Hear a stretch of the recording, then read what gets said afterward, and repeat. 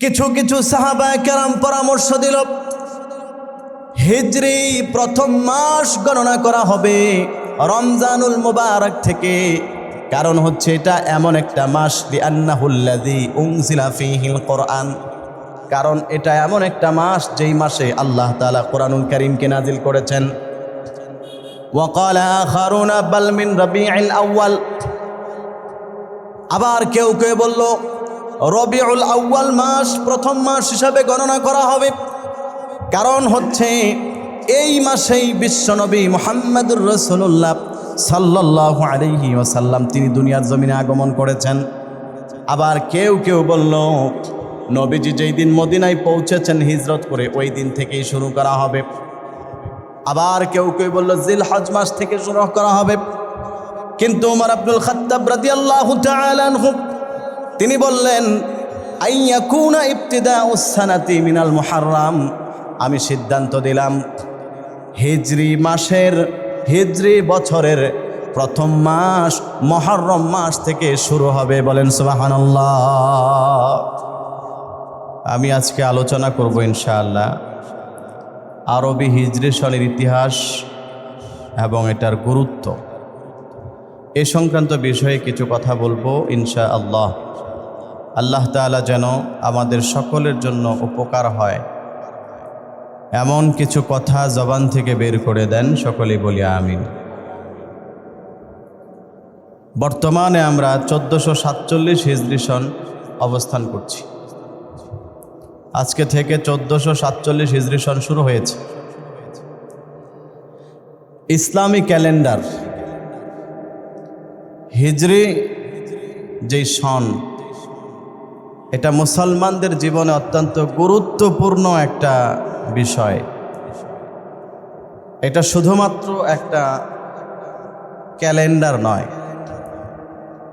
হিজরি যেই সন এটা শুধুমাত্র একটা সাল বা বছর নয়, এটা মুসলমানদের ইসলামের ইতিহাস ঐতিহ্যকে জড়িয়ে রেখেছে তার মধ্যে, এবং মুসলমানদের ইসলামী তাহাজিব তামাদ্দুন বিভিন্ন আমল ইত্যাদি বিষয়গুলো এই হিজরি সনের সাথে জড়িত। নবী করিম সাল্লাল্লাহু আলাইহি ওয়াসাল্লাম মক্কা থেকে হিজরত করে মদিনায় গিয়েছিলেন। সেই সময় থেকেই হিজরি সনের গণনা শুরু।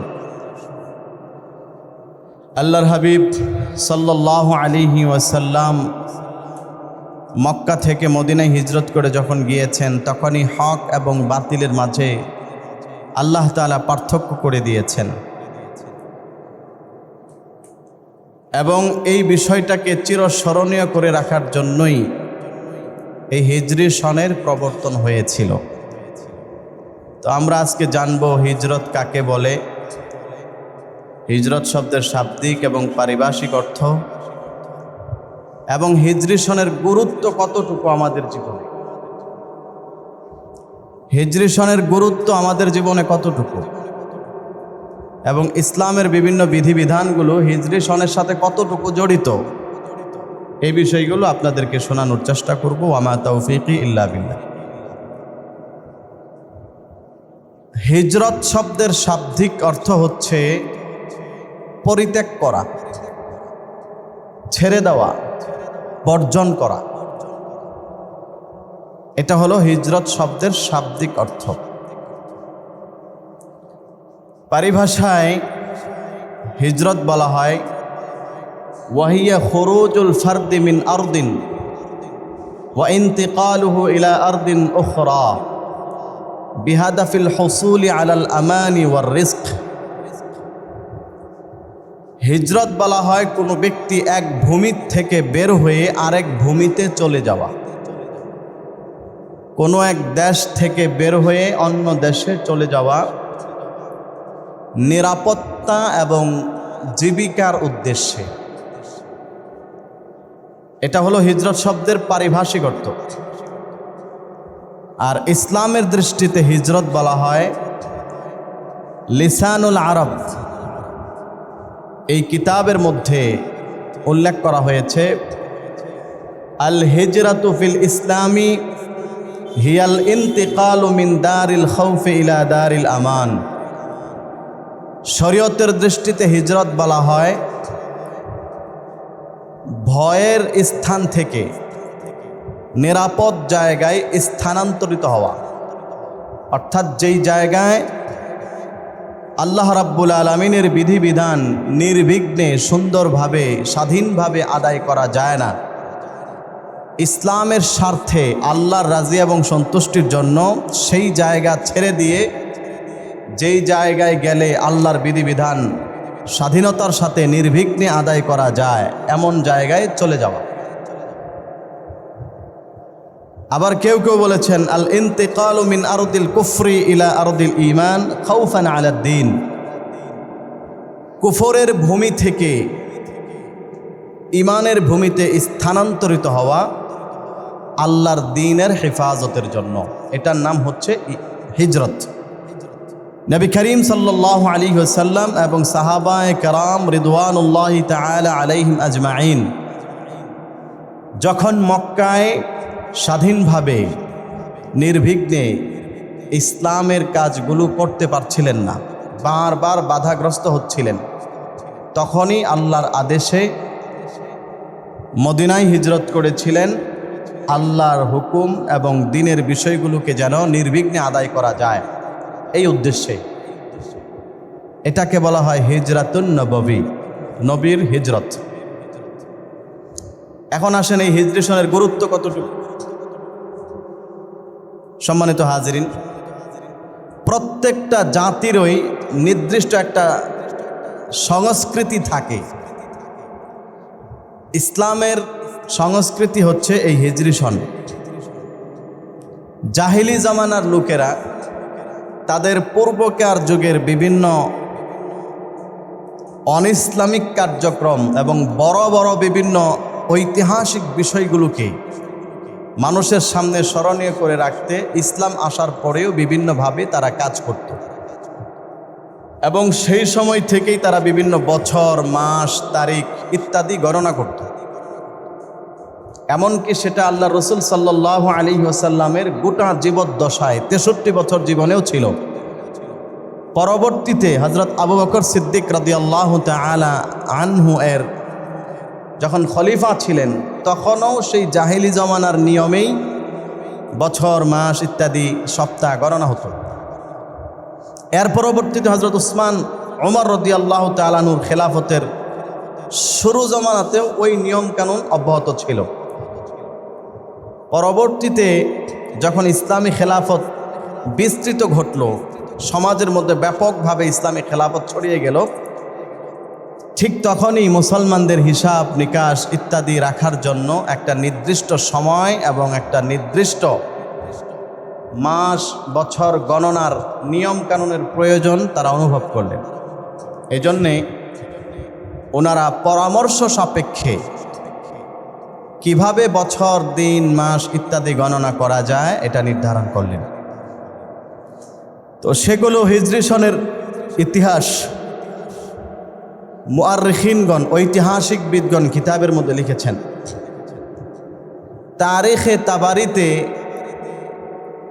কয়েকটি ঘটনা উল্লেখ করা হয়েছে যে এই হিজরি সন কীভাবে শুরু হলো, কেনই বা এটার প্রয়োজন দেখা দিল, এটার কয়েকটা প্রয়োজন আছে, ইতিহাস আছে। প্রথম নাম্বার ঘটনা হচ্ছে হযরত শাআবী রাহিমাহুল্লাহ থেকে বর্ণিত। আনিশ শাআবী রাহিমাহুল্লাহ قال كتب أبو موسى الأشعري إلى عمر। হযরত শাআবী রাহিমাহুল্লাহ বর্ণনা করেন যে হযরত আবু মুসা আশআরী রাদিয়াল্লাহু তাআলা আনহু একজন প্রসিদ্ধ সাহাবী, তিনি হযরত ওমর রাদিয়াল্লাহু তাআলা আনহুর কাছে চিঠি লিখলেন, ইন্নাহু তা'তিনা মিনকা কুতুবুন লাইসা লাহা তারিখুন। হে খলিফাতুল মুসলিমিন ওমর, আমাদের কাছে আপনার পক্ষ থেকে বিভিন্ন চিঠিপত্র আসে, কিন্তু চিঠিপত্রে কোনো তারিখ থাকে না। এখন এ ব্যাপারে কিছু একটা করা দরকার। যখন আবু মুসা আশআরী রাদিয়াল্লাহু তাআলা আনহু ওমর রাদিয়াল্লাহু আনহুর কাছে চিঠি লিখলেন, ফাজামা উমারুন নাসা লিল মাশওয়ারা, ওমর রাদিয়াল্লাহু তাআলা আনহু পরামর্শ করার জন্য মানুষকে একত্রিত করলেন, সাহাবীদেরকে ডাকলেন। ডাকার পরে আল্লাহর নবী সাল্লাল্লাহু আলাইহি ওয়াসাল্লামের প্রিয় সাহাবী খলিফাতুল মুসলিমিন ওমর রাদিয়াল্লাহু তাআলা আনহু তিনি বললেন, কিভাবে দিন তারিখ নির্ধারণ করা যায় এ ব্যাপারে আপনাদের পরামর্শ চাই। যখন ওমর রাদিয়াল্লাহু তাআলা আনহু পরামর্শ চাইলেন, তখন কেউ কেউ পরামর্শ দিল, নবীজি সাল্লাল্লাহু আলাইহি ওয়াসাল্লাম যেদিন থেকে নবুয়ত প্রাপ্ত হয়েছেন সেদিন থেকে বছরের শুরু হিসাব করা হোক। আবার কেউ কেউ পরামর্শ দিল, যেই দিন নবীজি দুনিয়াতে এসেছেন, জন্মগ্রহণ করেছেন, সেই দিন থেকে বছরের শুরুর দিন এবং বছরের শুরু হিসাব করা হোক। কিন্তু ওমর রাদিয়াল্লাহু তাআলা আনহু ওনাদের কথাগুলোকে গ্রহণ করলেন না। তিনি বললেন, আমার ইচ্ছা হচ্ছে বছর শুরু হবে হিজরত থেকে, কারণ আল্লাহ রসুল সাল্লাল্লাহু আলাইহি ওয়াসাল্লাম কাফেরদের জুলুম, নির্যাতন, অত্যাচার সহ্য করতে না পেরে মক্কা থেকে হিজরত করে মদিনায় গিয়েছিলেন। আর তখনই ইসলাম এবং অমুসলিমদের মাঝে, মুসলমান এবং বেঈমানদের মাঝে বিশাল ফারাক এবং পার্থক্য হয়েছিল। এই জন্য এই দিনটাকে স্মরণীয় করে রাখার জন্যই হিজরি সন শুরু হবে প্রথম যেই দিন নবীজি হিজরত করেছিলেন ওই দিন থেকে। সেই হিসাবেই এই দিনটাকে নির্ধারণ করা হয়েছে। দ্বিতীয় ঘটনা উল্লেখ আছে তারিখের মধ্যে, হযরত ওমর রাদিয়াল্লাহু তাআলা আনহুর কাছে একটি চুক্তিপত্র পেশ করা হলো। সেখানে লেখা ছিল যে শাবান মাসে তাদের চুক্তিপত্রের সব বিষয়াদি পরিশোধ করা হবে। কিন্তু এটা শাবান মাস কোন বছরের শাবান মাস? চলতি বছরের নাকি বিগত বছরের নাকি সামনের বছরের? এটা নিয়ে তারা খুব কনফিউজড ছিল। এজন্য পরামর্শ করলেন, আমাদের একটা বছর নির্ধারণ করা দরকার। আর ঠিক তখনই পরামর্শ দিল, কেউ কেউ পরামর্শ দিল যে নবীজি সাল্লাল্লাহু আলাইহি ওয়াসাল্লাম যেই দিন হিজরত করেছেন, মদিনায় এসেছেন, ওই দিন থেকে গণনা করা হোক। কেউ নবীজি সাল্লাল্লাহু আলাইহি ওয়াসাল্লামের জন্মের দিন থেকে, এরকম বিভিন্ন পরামর্শ সাহাবীদের থেকে আসলো। সর্বশেষ ওমর রাদিয়াল্লাহু তাআলা আনহু এই নবীজি সাল্লাল্লাহু আলাইহি ওয়াসাল্লাম যেদিন থেকে হিজরত করেছেন ওই দিনটাকেই বছরের শুরু দিন হিসাবে এবং ওই দিনটাকেই বছরের শুরু বছর হিসাবে গণনা করে হিজরি সনের প্রবর্তন ঘটালেন। এখন আসেন দ্বিতীয় আলোচনা। হিজরি বর্ষ থেকে মাস শুরু হলো, কিন্তু প্রথম মাস কোনটা হবে? আরবিতে তো 12টা মাস আছে, ইংরেজিতেও 12টা মাস আছে, আরবিতে এবং বাংলাতেও 12টা মাস আছে। এখন কোন মাস থেকে হিজরির প্রথম মাস গণনা করবে, এটা নিয়ে দ্বিতীয়বার আবার পরামর্শ করল। তো সেখানে ঐতিহাসিক বিদ্বান লিখেছেন, হযরত ওমর রাদিয়াল্লাহু তাআলা আনহু যখন জিজ্ঞেস করলেন, সাহাবীদের কাছে পরামর্শ চাইলেন। ঐতিহাসিক বিদ্বান লিখেছেন, সুম্মা তাশাওয়ারা আস-সাহাবা রিদওয়ানুল্লাহি তাআলা আলাইহিম আজমাইন মিন আইয়ি শাহরিন ইয়াকুনু ইবতিদাউস সানাহ فقال بعضهم من شهر رمضان। আমার ভাইরা, হযরত ওমর আব্দুল খাত্তাব রাদিয়াল্লাহু তাআলা আনহু সাহাবীদের সাথে পরামর্শ করলেন, বছর শুরু হবে হিজরি বর্ষ থেকে, এটা তো সিদ্ধান্ত হয়ে গেল, কিন্তু হিজরি মাসের শুরুর মাস কোনটা হবে এ ব্যাপারে আমি তোমাদের থেকে পরামর্শ চাই। কিছু কিছু সাহাবায়ে কেরাম পরামর্শ দিল, হিজরি প্রথম মাস গণনা করা হবে রমজানুল মুবারক থেকে, কারণ হচ্ছে এটা এমন একটা মাস, লিআন্নাহুল্লাযী উনজিলা ফীহিল কোরআন, কারণ এটা এমন একটা মাস যেই মাসে আল্লাহ তাআলা কোরআনুল কারীমকে নাজিল করেছেন। وقال آخرون بل من ربيع الأول। আবার কেউ কেউ বলল রবিউল আউয়াল মাস প্রথম মাস হিসাবে গণনা করা হবে, কারণ হচ্ছে এই মাসেই বিশ্বনবী মুহাম্মদুর রাসূলুল্লাহ সাল্লাল্লাহু আলাইহি ওয়াসাল্লাম তিনি দুনিয়ার জমিনে আগমন করেছেন। আবার কেউ কেউ বলল নবীজি যেই দিন মদিনায় পৌঁছেছেন হিজরত করে ওই দিন থেকেই শুরু করা হবে। আবার কেউ কেউ বলল জিলহজ মাস থেকে শুরু করা হবে। কিন্তু ওমর আব্দুল খাত্তাব রাদিয়াল্লাহু তাআলা আনহু তিনি বললেন আইয়াকুনা ইবতিদাউস সানাতি মিনাল মুহাররম, আমি সিদ্ধান্ত দিলাম হিজরি বছরের প্রথম মাস মুহররম মাস থেকে শুরু হবে। বলেন সুবহানাল্লাহ। মুহররম মাস থেকে প্রথম মাস গণনা করা শুরু হবে, কারণ হচ্ছে মুহররমের আগের যে মাসগুলো জিলকদ জিলহজ মাস, এখানে ইসলামের গুরুত্বপূর্ণ ফরজ বিধান হজ আদায় করা হয়, এই জন্য এগুলোকে গণনা করা যাবে না। দ্বিতীয় কারণ হচ্ছে নবী করিম সাল্লাল্লাহু আলাইহি ওয়াসাল্লাম হিজরতের পরিকল্পনা করেছিলেন মুহররম এই জিলহজ মাসে, আর হিজরত করেছিলেন যেই মাসে সেই মাসটা হচ্ছে মুহররম মাস। সুতরাং মুহররম মাসের শুরু থেকেই আপনাকে বছরের শুরুর মাস হিসেবে গণনা করা হবে, এবং সেই হিসাবে নির্ধারণ করা হলো যে হিজরি বর্ষের প্রথম মাসের নাম হলো মুহররম।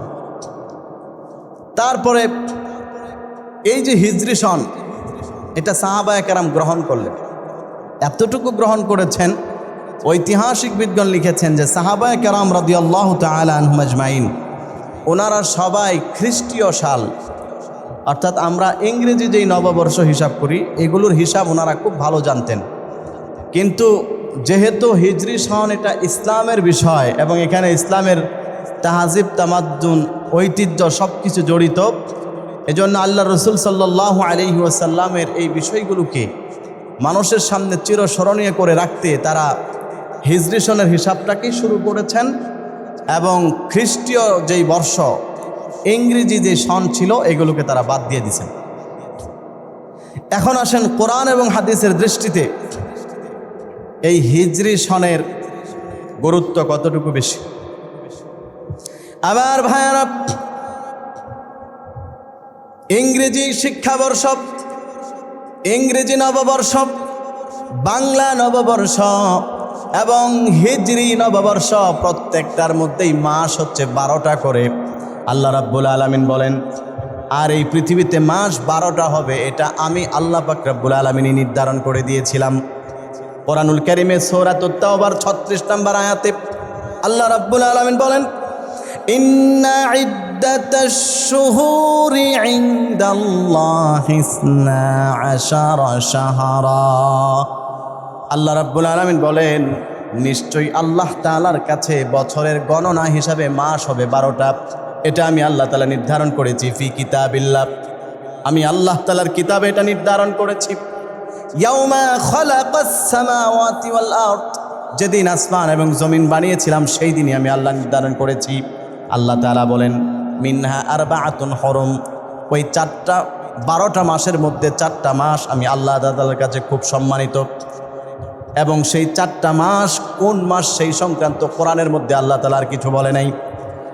হাদিসের মধ্যে আছে সহিহ বুখারী শরীফের হাদিস عن أبي بكرة رضي الله تعالى عنه عن النبي صلى الله عليه وسلم قال إن الزمان قد استدار كهيئة يوم خلق الله السماوات والأرض السنة 12 شهرا।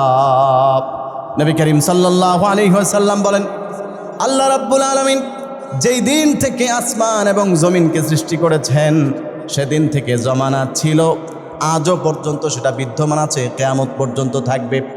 এরপরে নবীজি বলেন নিশ্চয়ই বছর হচ্ছে 12টা মাসের মাধ্যমে হয়, সেই 12টা মাসের মধ্যে 4টা মাস খুব বেশি সম্মানিত। সালাসুন মুতাওয়ালিয়াতুন, 4টা মাস সম্মানিত, 3টি মাস লাগাতার একসাথে রয়েছে। সেই 3টি মাস হচ্ছে যুলকাদা ওয়া যিলহিজ্জা ওয়াল মুহাররম। 1 নাম্বার হচ্ছে জিলকদ, 2 নাম্বার হচ্ছে জিলহজ, 3 নাম্বার হচ্ছে মুহাররম, ওয়া রাজব মুদার আল্লাযী বাইনা জুমাদা ওয়া শাবান। আর চতুর্থ মাসের নাম হচ্ছে রজব মাস, যেটা হচ্ছে জুমাদা এবং শাবান মাসের মাঝামাঝি রয়েছে। নবী করিম সাল্লাল্লাহু আলাইহি ওয়াসাল্লাম এই সম্মানিত 4 মাসের হিসাব দেওয়ার পরে এখান থেকে এই কথার প্রমাণ পাওয়া গেল যে সম্মানিত 4 মাসের মধ্যে মুহররম মাস অন্যতম শ্রেষ্ঠ এবং অত্যন্ত গুরুত্বপূর্ণ এবং তাৎপর্যপূর্ণ একটা মাসের নাম। এই জন্য মুহররম মাসকেই হিজরি মাসের শুরু হিসাবে গণনা করতে হবে। সাহাবায়ে কেরাম এই হাদিসের ভিত্তিতে এভাবেই গণনা শুরু করছেন। এই যে আমরা বছর মাস গণনা করি, এগুলো হচ্ছে চাঁদের সাথে এবং সূর্যের সাথে দোনোভাবেই গণনা করা যায়, সূর্যের মাধ্যমেও গণনা করা যায়। আল্লাহ তাআলা কোরআনুল কারীমের মধ্যে বলেছেন যে আমি সূর্যকে চলমান রেখেছি, সূর্য তার নির্দিষ্ট পথে নির্দিষ্ট কক্ষে নিয়মিত চলতে থাকে। কারণ হচ্ছে এগুলোর মাধ্যমে মানুষ তাদের হিসাব নিকাশ করে। আমার ভাইয়ারা, কোরআনুল কারীমে সূরা বনী ইসরাঈলের 12 নম্বর আয়াতে আল্লাহ রাব্বুল আলামিন বলেন, وَجَعَلْنَا اللَّيْلَ وَالنَّهَارَ آيَتَيْنِ فَمَحَوْنَا آيَةَ اللَّيْلِ وَجَعَلْنَا آيَةَ النَّهَارِ مُبْصِرَةً لِتَبْتَغُوا فَضْلًا مِّن رَّبِّكُمْ وَلِتَعْلَمُوا عَدَدَ السِّنِينَ وَالْحِسَابَ। আল্লাহ রাব্বুল আলামিন বলেন, আমি দিন এবং রাত এই 2টি নিদর্শনকে সৃষ্টি করেছি এবং আমি আল্লাহ তাআলা রাতের নিদর্শনকে অপসারিত করে দিয়েছি এবং দিনের নিদর্শনকে আমি আল্লাহ তাআলা আলোকিত করেছি। এটার কারণ হচ্ছে যেন তোমরা তোমাদের রবের পক্ষ থেকে অনুগ্রহ অনুসন্ধান করতে পারো, রিজিক যেন সন্ধান করতে পারো। ওয়ালিতা'লামু আদাদাস সিনিনা ওয়াল হিসাব, এবং যেন তোমরা তোমাদের হিসাব গণনা করতে পারো। এজন্য আমি আল্লাহ তাআলা তোমাদেরকে সূর্য দান করেছি। তাহলে বোঝা গেল এই সূর্যের মাধ্যমেও মানুষ তাদের বছর হিসাব করে। ঠিক ওই রকমভাবে যে চাঁদ আছে, ওই চাঁদকেও আল্লাহ তাআলা আমাদের জন্য হিসাবের মাধ্যম বানিয়েছেন। কোরআনুল কারীমে আল্লাহ রাব্বুল আলামিন বলেন, وَهُوَ الَّذِي جَعَلَ اللَّيْلَ وَالنَّهَارَ خِلْفَةً لِمَنْ أَرَادَ أَنْ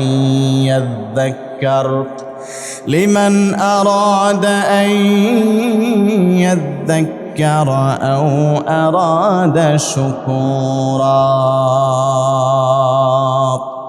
আল্লাহ রাব্বুল আলামিন বলেন, তিনিই হচ্ছেন সেই মহান সত্তা যিনি রাত এবং দিনকে পরস্পর অনুগামী করে দিয়েছেন, যেন তোমরা উপদেশ গ্রহণ করতে পারো, কৃতজ্ঞতা অর্জন করতে পারো।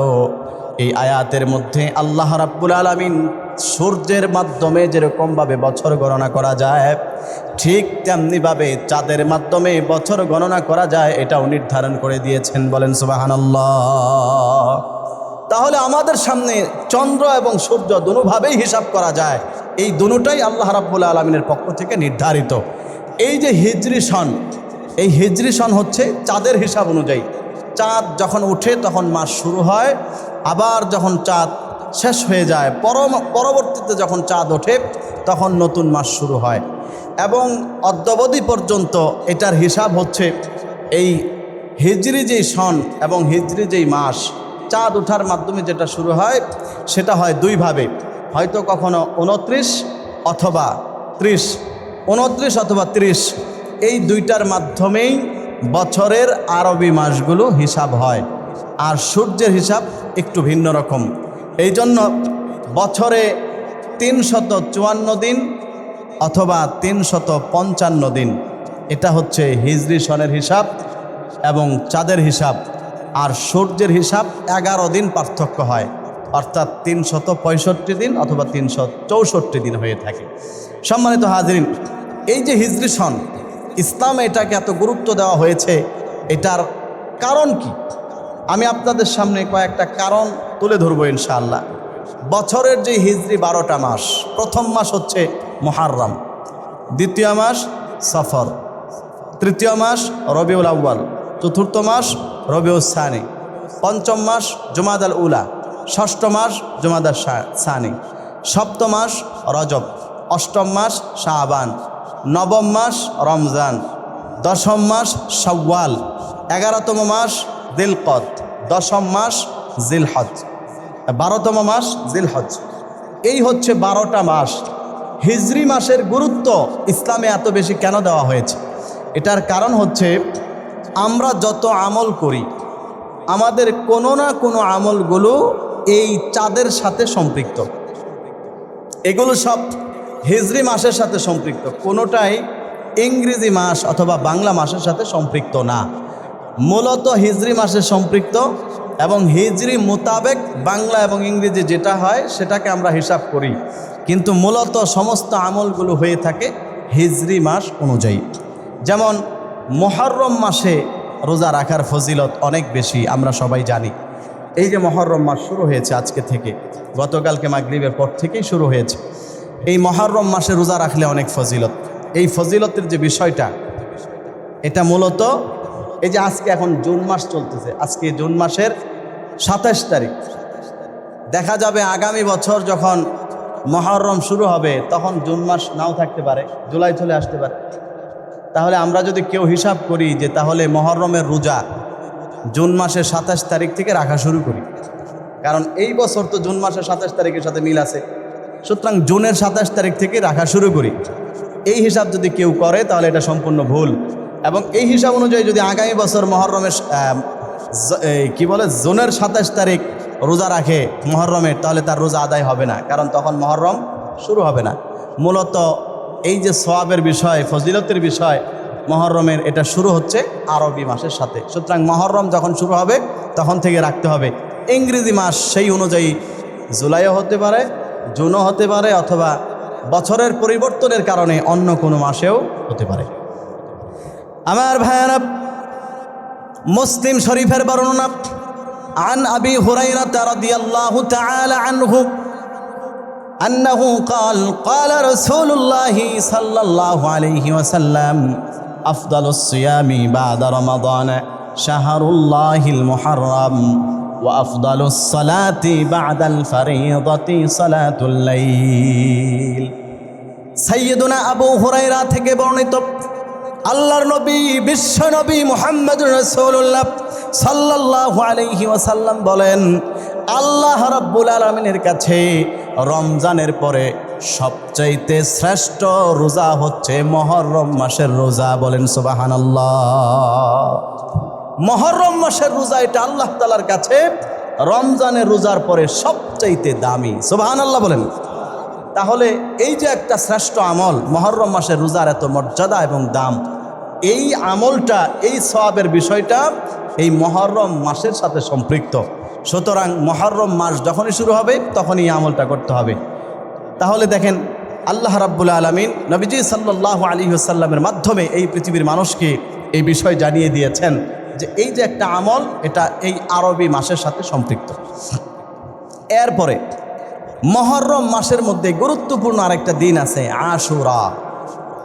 হাদিসের মধ্যে আছে, সুনান ইবনে মাজাহ শরীফের হাদিস, হযরত আবি কাতাদা রাদিয়াল্লাহু তাআলা আনহু থেকে বর্ণিত, قال رسول الله صلى الله মুহররমের 10 তারিখ আশুরার দিন রোজা রাখবে, আমি আশা রাখি আল্লাহ রাব্বুল আলামিন ওই ব্যক্তির পিছনের 1 বছরের গুনাহ খাতা মাফ করে দিবে। আশুরার দিন কেউ যদি রোজা রাখে তাহলে পিছনের 1 বছরের গুনাহ মাফ করে দেওয়া হবে। তাহলে এই যে ফজিলতের বিষয়টা, বলেন তো এটা কি ইংরেজি মাসের সাথে সম্পৃক্ত নাকি আরবি মাসের সাথে? আরবি মাসের সাথে। মুহররমের 10 তারিখ যখন আসবে তখনই রাখবেন। এখন কেউ যদি হিসাব করে যে তাহলে তো এই বছর কথার কথা মুহররমের 10 তারিখ হবে জুলাই মাসের 7 তারিখ, সম্ভবত জুলাই মাসের 7 তারিখ, এটা এই বছরের হিসাবে ঠিক আছে মুহররমের 10 তারিখ। কিন্তু কেউ যদি এটাকে পরের বছরও হিসাব করে যে জুলাই মাসের 7 তারিখে মুহররমের রোজা রাখবো, 10 তারিখে রোজা রাখবো, আশুরা রোজা, তাহলে সে কোনো সওয়াব পাবে না। আশুরা রোজার সওয়াব পাবে নফল রোজা, কিন্তু আশুরার সওয়াব পাবে না। কারণ ওই 7 তারিখে আশুরা থাকতেও পারে, নাও থাকতে পারে। তাহলে বোঝা গেল এই অত্যন্ত গুরুত্বপূর্ণ একটা আমল, এটাও আরবি মাসের সাথে সম্পৃক্ত। এরপরে আসেন আমরা যে রোজা রাখি, নবীজি সাল্লাল্লাহু আলাইহি ওয়াসাল্লামের জন্ম যেই মাসে হয়েছিল রবিউল আউয়াল, যেই মাসে মিলাদুন নবী আল্লাহ রসুলের পবিত্র জন্ম হয়েছিল, এই মাসে রোজা রাখা হয়। রোজার কিছু ফজিলত আছে, হাদিসের মধ্যে সম্পর্কে আমল পাওয়া যায়। হযরত আবি কাতাদা আল আনসারী রাদিয়াল্লাহু আনহু থেকে বর্ণিত, মুসলিম শরীফের হাদিস।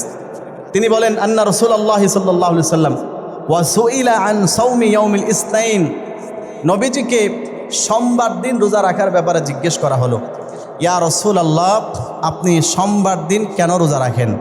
তখন আল্লাহ রসুল বলেন, যালিকা ইয়াউমুন ওয়ালিদতু ফীহি ওয়া ইয়াউমুন বুইসা আও উনজিলা আলাইয়া ফীহি। আমি সোমবার দিন রোজা রাখি, কারণ হচ্ছে এটা এমন একটা দিন, এই দিনে আল্লাহ তাআলা আমাকে দুনিয়াতে জন্ম দিয়েছেন, দুনিয়াতে প্রেরণ করেছেন। অথবা আরেকটি কারণ হচ্ছে আমি সোমবার দিন রোজা রাখি, এটার কারণ হচ্ছে এটা এমন একটা দিন, এই দিনে আল্লাহ তাআলা আমার কাছে জিব্রাইলের মাধ্যমে প্রথম ওহী প্রেরণ করেছেন। বলেন সুবহানাল্লাহ। তাহলে এই যে আমলগুলো, এই আমলগুলোর অনেক সওয়াব আছে, এগুলো বিভিন্ন সময় আমি আপনাদেরকে শুনিয়েছি। এই সওয়াবগুলো যদি আমরা পেতে চাই, তাহলে এই নির্দিষ্ট তারিখে আমলগুলো করতে হবে। আর এই আমলগুলো আরবি মাসের সাথে সম্পৃক্ত, আর আরবি মাস হিজরি বর্ষ। তাহলে বোঝা গেল আমাদের জীবনের গুরুত্বপূর্ণ এই আমলের বিষয়গুলো হিজরি বছরের সাথে সম্পৃক্ত। সুতরাং হিজরি বছরের গুরুত্ব আমাদের জীবনে অনেক বেশি। ইসলামের সমস্ত আমল, ইতিহাস, ঐতিহ্য, তাহজিব, তামাদ্দুন এই হিজরি বছরের সাথেই সম্পৃক্ত। এরপরে আসেন, এরপরে আরেকটা মাস আছে রজব মাস। হাদিসের মধ্যে আছে, আন আনাস রাদিয়াল্লাহু তাআলা আনহু কানা রাসূলুল্লাহি সাল্লাল্লাহু আলাইহি ওয়াসাল্লাম ইযা দাখালা রজব قال اللهم بارك لنا في رجب وشعبان وبلغنا رمضان। হযরত আনাস রাদিয়াল্লাহু তাআলা আনহু বলেন, আল্লাহর নবী সাল্লাল্লাহু আলাইহি ওয়াসাল্লাম যখনই রজব মাস প্রবেশ করত, তিনি পড়তেন, আল্লাহুম্মা বারিক লানা ফি রজব ওয়া শাবান, হে আল্লাহ, আপনি আমাকে রজব এবং শাবান মাসের বরকত দান করেন, ওয়া বাল্লিগনা রমাদান, এবং রমজান পর্যন্ত পৌঁছে দেন। এটা আমরাও রজব মাসে করে থাকি, আপনাদেরকে সেই সময় আসলে বলে দেওয়া হয়। রজব মাসের আমল সংক্রান্ত আলোচনার মধ্যে এগুলো বিস্তারিত তুলে ধরা হয়। এটাও অত্যন্ত গুরুত্বপূর্ণ এবং সওয়াবের একটা আমল। এই আমলটাও সম্পৃক্ত হচ্ছে আরবি মাসের সাথে। এরপরে আসেন রজবের পরে যেই মাস, সেই মাসের নাম হচ্ছে কি? শাবান মাস। শাবান মাসে আমরা অনেক আমল করি।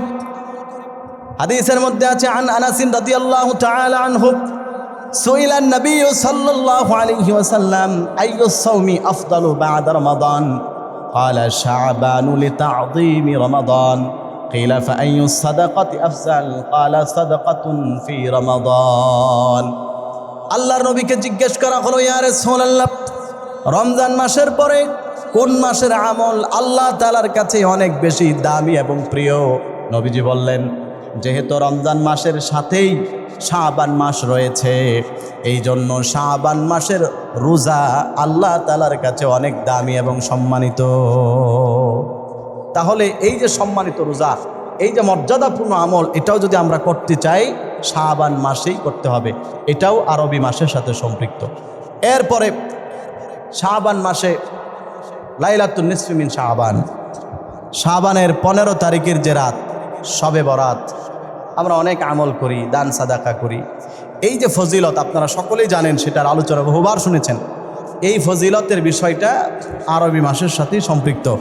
আপনি যদি অন্য কোনো মাসে এই আমল করেন, তাহলে কোনো প্রতিদান আল্লাহ তাআলার কাছে পাওয়া যাবে না।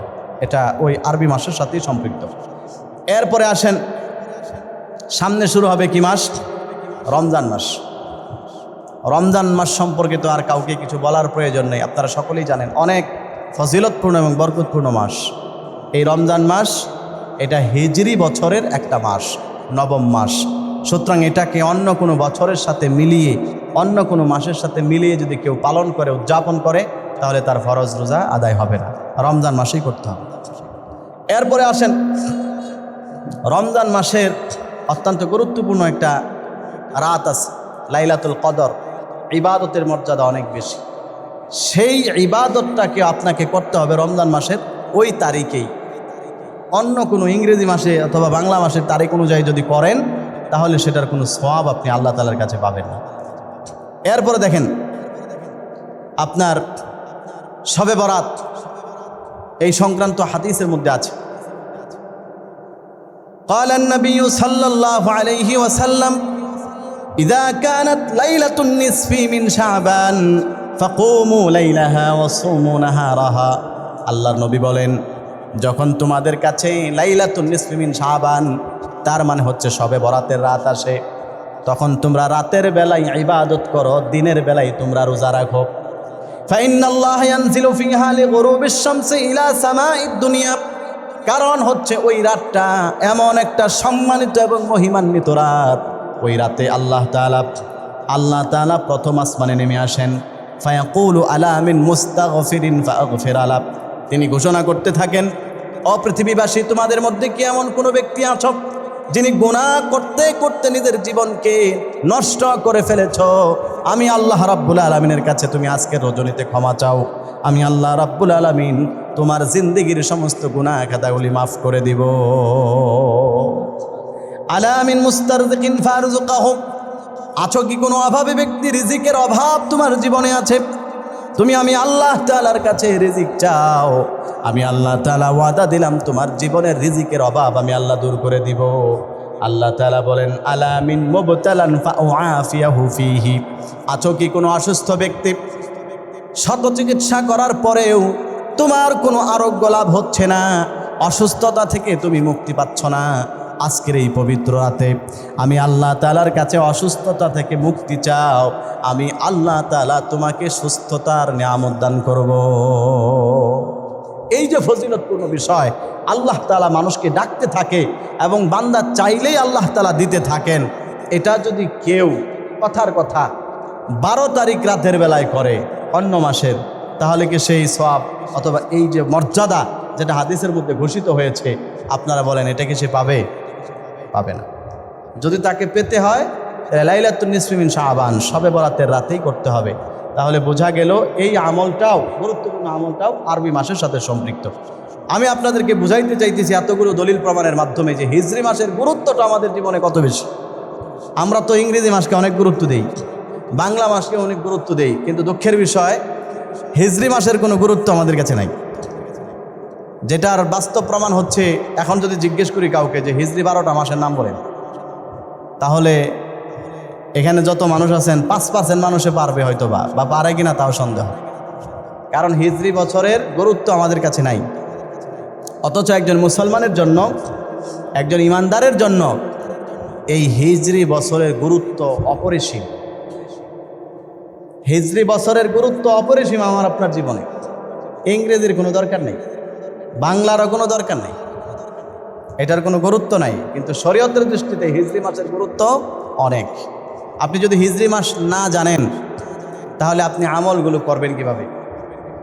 কথার কথা, মুহররমের 10 তারিখের রোজার অনেক ফজিলত, কিন্তু মুহররমের 10 তারিখ কবে এটা যদি আপনি না জানেন, বলেন তো আপনি কি রোজাটা রাখতে পারবেন? কেমনে রাখবেন? আপনি তো তারিখই জানেন না। এই যে আজকে আমি বলে দিলাম আজকে মুহররমের 1 তারিখ, এখন হয়তো অনেকে গুনবেন যে তাহলে 10 তারিখ কবে হয়, সেই দিন রোজাটা রাখবেন।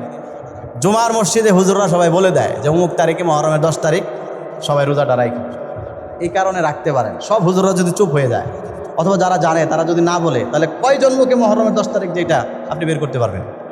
আমার মনে হয় 90% মানুষই পারবে না, কারণ হিজরি বছর সম্পর্কে তার কোনো জ্ঞান নেই, অথচ এটা তার জন্য ফরজে কিফায়া। ফিকহের মাসআলা হচ্ছে হিজরি বছরের হিসাব রাখা ফরজে কিফায়া, জানাজার নামাজ যেরকম ফরজে কিফায়া ওই রকম ফরজে কিফায়া। হাদিসের মধ্যে আছে, শোনেন, এই শাবান মাসের পরের মাসের নাম কি? রমজান মাস। আল্লাহ রসুল বলেছেন এই রমজান মাসের হিসাব তোমরা রাখো। হযরত আবু হুরায়রা থেকে বর্ণিত, তিরমিজি শরীফের হাদিস, ক্বালা রাসূলুল্লাহ সাল্লাল্লাহু আলাইহি ওয়াসাল্লাম আহসু হিলালা শাবান আলি রমাদান, তোমরা রমজান মাসের জন্য শাবান মাসকে বেশি বেশি গণনা করো, অর্থাৎ শাবান মাসের এক এক করে তারিখ গুনতে থাকো। কারণ হচ্ছে শাবানের পরেই যে মাসটা আগমন করতেছে, এই মাসটা হচ্ছে সবচাইতে দামি এবং সম্মানিত মাস, মাহে রমাদান। সুবহানাল্লাহ বলেন। এখন আমরা শাবান মাসেও জানি না, রমজান মাসেও জানি না। জানি হয়তো ওই যে শাবান মাসের 15 তারিখ একটা অনুষ্ঠান হয় শবে বরাত, এই হিসাবে হিসাব করে করে চিন্তা করে যে আর 15 দিন পরেই রোজা আসতেছে। কিন্তু মূলত হঠাৎ করে যদি কাউকে জিজ্ঞেস করা হয় আজকে কত তারিখ, অনেকে বলতে পারবে যে জুন মাসের আজকে 27 তারিখ। বাংলা কত তারিখ সেটাও অনেকে বলতে পারবে যে বাংলা এত তারিখ। কিন্তু যদি জিজ্ঞেস করা হয় যে আজকে হিজরি বছরের কোন মাস কত তারিখ, তাহলে অনেকেই ফেল করবে, 1 নাম্বারও পাবে না, 0 পাবে। এরকম মুসল্লি আমাদের মাঝে আছে না নাই? সম্মানিত হাজরিন, এই হিজরি মাসের গুরুত্ব অনেক, রমজান মাসের অনেক ফজিলত। এই রমজান মাসে আল্লাহ কোরআন নাজিল করেছেন, এটা হিজরি মাসের সাথে সম্পৃক্ত। এরপরে যে মাস, শাওয়াল মাস, জিলকদ মাস, জিলহজ মাস, হজের মাস।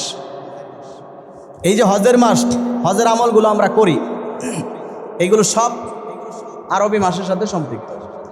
আপনি আরাফার দিন হজের ফরজ বিধান, আরাফার ময়দানে অবস্থান করবেন কত তারিখে? জিলহজ মাসের 9 তারিখ। এখন আপনি জিলহজ মাসের, এটা কি মাস চলে সেটাই জানেন না, তাহলে জিলহজ মাসের 8 তারিখ ছিল না 9 তারিখ ছিল, আপনি বুঝবেন কিভাবে? এই জন্য এই জ্ঞানটা থাকা সকলের জন্য জরুরি, ফরজে কিফায়া। তারপরে কোরবানির আমল, ইয়াউমুন নাহার, কোরবানি করার আমল জিলহজ মাসের 10 তারিখ। এখন কেউ যদি জিলহজ মাসেই চিনে না, তাহলে সে 10 তারিখ কীভাবে চিনবে? এরকমভাবে হজের আমল শুরু হয় 7 তারিখ থেকে। হজের আমলগুলো শুরু হয়ে যায় হাজী সাহেবদের 7 তারিখ থেকে। 7, 8, 9 এই 3 দিন মূলত হজের আমলগুলো হয়। এখন কেউ যদি এই সম্পর্কে না জানে, তাহলে সে এই আমলগুলো সুন্দরভাবে করতে পারবে না। আর আমি আপনি একজন মুসলমান হিসাবে, ইমানদার হিসাবে আল্লাহর কাছে যদি দামি হতে হয়, তাহলে আমাদেরকে নির্দিষ্ট টাইমে আমলগুলো করতে হবে। এবং এই আমলগুলো যদি করতে না পারি, তাহলে জীবনের কোনো দাম এবং মূল্য আল্লাহর কাছে থাকবে না। আর সেই মর্যাদা এবং মূল্যটা যদি আল্লাহ তাআলার কাছে পেতে হয়, তাহলে সঠিক টাইমে, সঠিক মাসে, সঠিক সময়ে আপনাকে আমল করতে হবে। আর সেটা করার জন্য হিজরি মাস, হিজরি বছর সম্পর্কে আমাদের ধারণা থাকা উচিত। এজন্য আমরা নিজেরাও হিজরি বছর, হিজরি মাস সম্পর্কে জানব এবং আমাদের সন্তান যারা আছে তাদেরকেও এই হিজরি বছর সম্পর্কে ধারণা দিব, জ্ঞান দিব। আল্লাহ তৌফিক দান করুক, বলেন আমিন। সম্মানিত হাজরিন, এই যে হিজরি বর্ষ, এই হিজরি বর্ষগুলো এত গুরুত্বপূর্ণ। ইসলামের আরও যত গুরুত্বপূর্ণ বিধান আছে, এই সবগুলো হিজরতের সাথে সম্পৃক্ত। আমি আপনাদেরকে সংক্ষেপে শুধু শিরোনাম শোনাচ্ছি, আপনাদের নলেজে শুধু এতটুকু দিয়ে দিচ্ছি, আপনারা জেনে রাখেন। 1 নাম্বার, আল্লাহ রসুল সাল্লাল্লাহু আলাইহি ওয়াসাল্লাম যখন মদিনায় হিজরত করে গিয়েছিলেন, এটা ছিল হিজরতের প্রথম বর্ষ। হিজরতের প্রথম বর্ষে ঐতিহাসিক কি কাজ আল্লাহ রসুল করেছেন?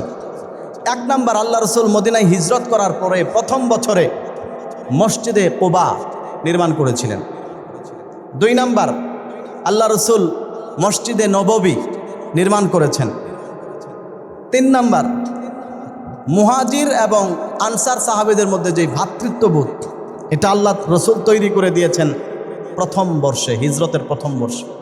4 নাম্বার, মদিনা সনদ আল্লাহ রসুল সাল্লাল্লাহু আলাইহি ওয়াসাল্লাম যে বাস্তবায়ন করেছিলেন, এটা ছিল হিজরতের প্রথম বছরে। এবার আসেন হিজরতের দ্বিতীয় বছরে কি ঘটেছিল। হিজরতের দ্বিতীয় বছরের রমজান মাসে, 17ই রমজান, ইসলামের ঐতিহাসিক যেই যুদ্ধ, যেই যুদ্ধে বিজয়ের মাধ্যমে ইসলাম পৃথিবীতে মাথা উঁচু করে দাঁড়িয়েছে, সেই বদরের যুদ্ধ সংগঠিত হয়েছিল দ্বিতীয় হিজরিতে। তারপরে মুসলমানদের সবচেয়ে বড় যেই যুদ্ধ, এটাই ছিল বদরের যুদ্ধ, এটা এই মাসে, রমজান মাসে হয়েছিল দ্বিতীয় হিজরিতে। এরপরে দেখেন, আমরা যে জাকাত দেই, ইসলামের মৌলিক যেই 5টা ফরজ বিষয়, এর মধ্যে একটা হচ্ছে জাকাত। এই জাকাত ইসলামের দ্বিতীয় হিজরিতে আল্লাহ তাআলা ফরজ করেছেন আমাদের উপরে। ইসলামের আরেকটা গুরুত্বপূর্ণ বিষয় হচ্ছে রোজা। 5 বস্তুর একটা হচ্ছে কি? রোজা। এই রোজা আল্লাহ তাআলা আমাদের উপরে ফরজ করেছেন হিজরতের দ্বিতীয় বর্ষে।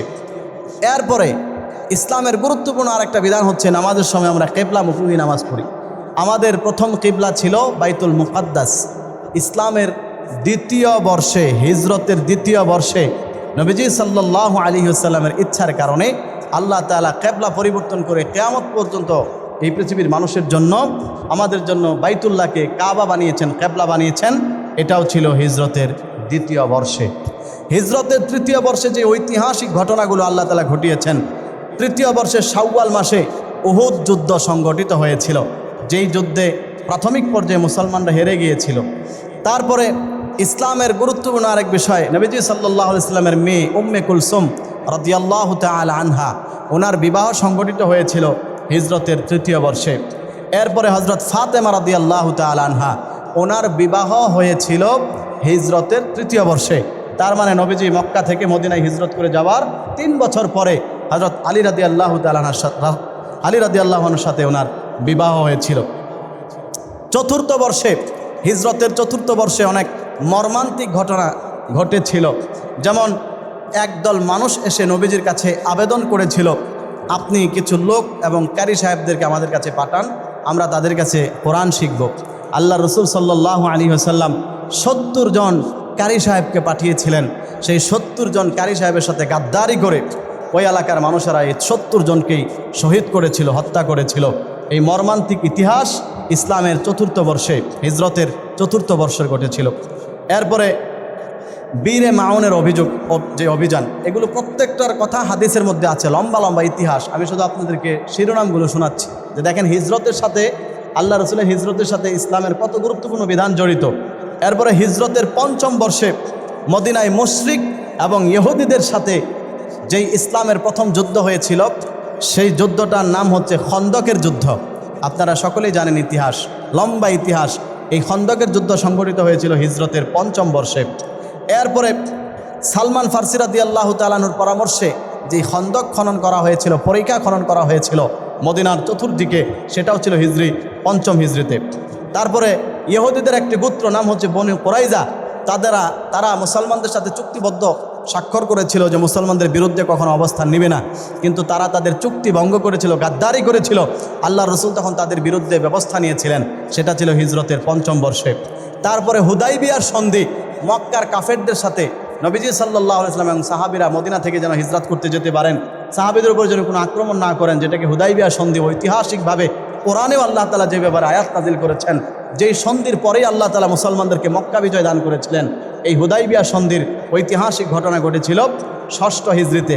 তারপরে খাইবার বিজয়, মদিনার ইহুদিদের সাথে যুদ্ধ করে খাইবার বিজয় করেছিলেন মুসলমানেরা, সেটা হচ্ছে হিজরতের 7ম হিজরিতে।